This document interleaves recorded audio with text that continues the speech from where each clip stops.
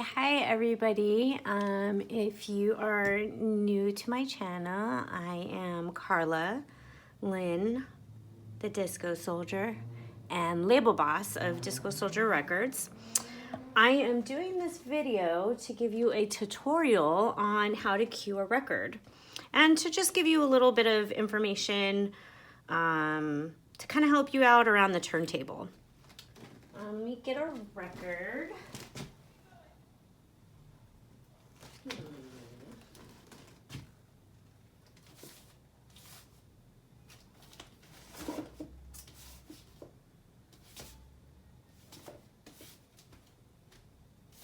Ooh, this is a good one.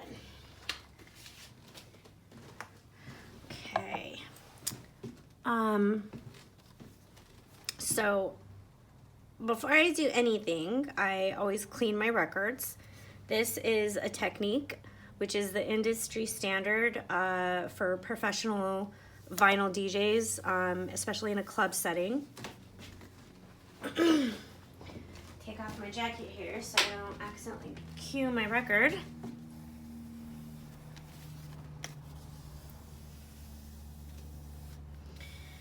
You always want to start in the middle and then move straight out. You don't want to get anything in the grooves. Okay, so to cue a record and to start a record at the right place, basically, is to start the needle at the very, very beginning on the very, very first beat. So this is called a tone arm. This is the cartridge, and then that's the needle. This right here is the pitch. This is what slows it down, and then this is what speeds it up. Right in the middle is where the artist wanted it to be played. That's center. And if you push this little button right here, that's the reset button. So that makes it right at center. Even if it's up here, if you push this button, immediately it'll go to 0, center.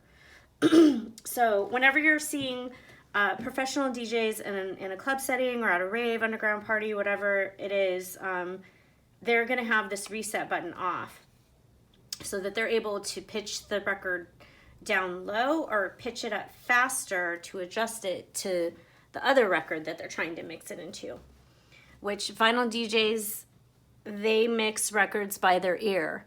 They don't push a sync button or look at a screen to see where the beats are at, or look at a screen with a beats per minute number. It's all by ear, and it takes probably close to 10,000 hours of DJing constantly in beat matching and train wrecking and sounding like tennis shoes in a dryer to learn, because you're literally rewiring your brain to hear 2 different beats at once and figure out which one's going faster and which one's going slower to bring it in with each other.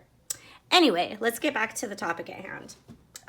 Tone arm, cartridge, needle.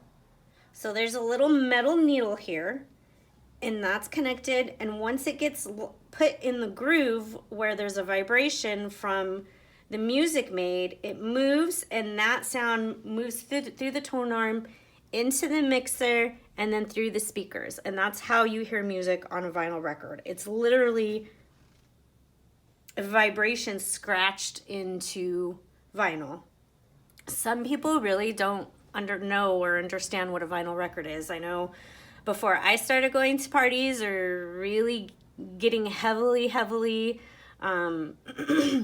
into DJing or music, I really didn't understand what the hell they were doing up there. All I knew was that it sounded amazing, and I fell in love with it. But anywho, on to what we were talking about.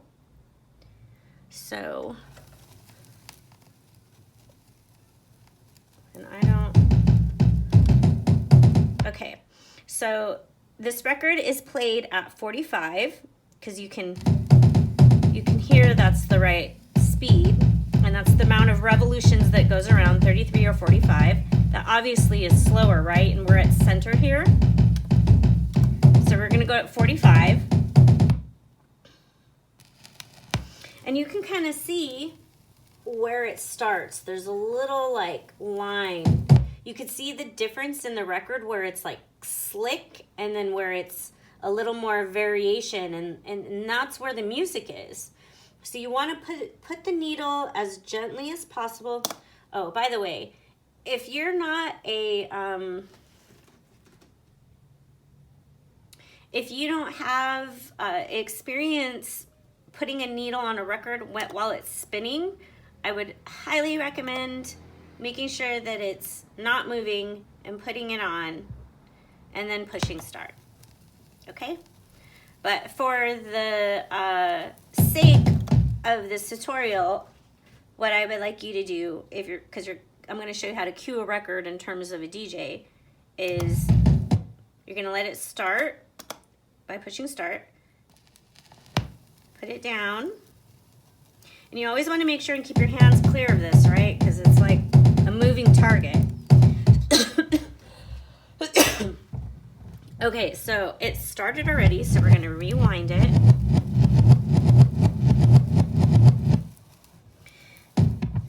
The thing about touching vinyl is you have to be ultra aware of where you're putting your fingers and what's happening over here.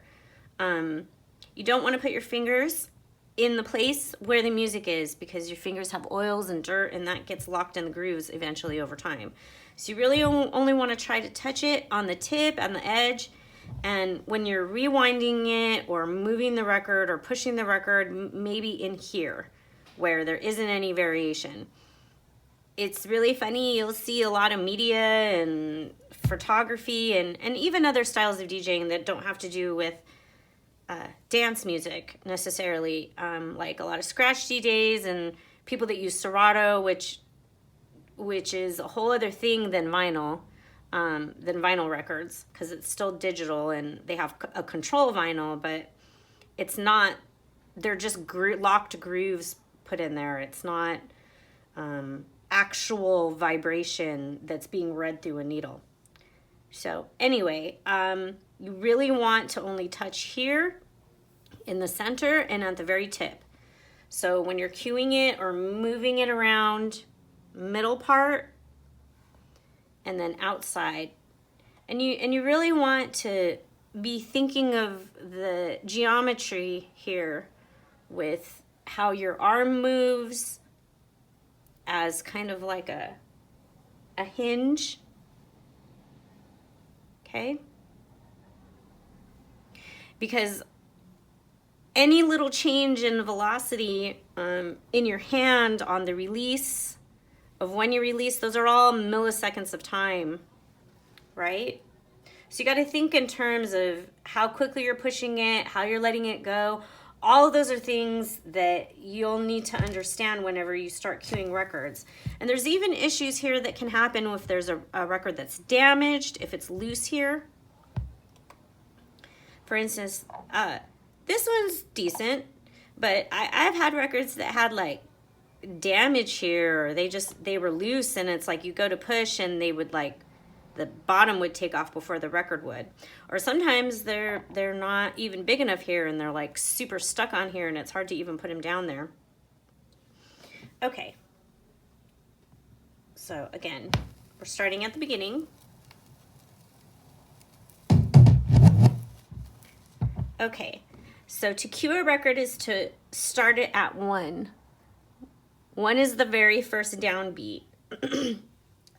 A lot of records that are dance records will have a beat on 1, and if there is a beat on 1, then it's much easier to beat match. If you don't have a beat on 1 and maybe you have percussion on 2 and 4, or you have percussion on 3, or you maybe have hi-hats like open hats and closed hats, cymbals, something, a ride that's like a tss. You could also count time with that, but it's much easier if you have a drum. Because what you're going to do is this. 1, 2, 3, 4. 1, 2, 3, 4. 1, 2, 3, 4. 1. And release it on 1, right? So say you have another record going.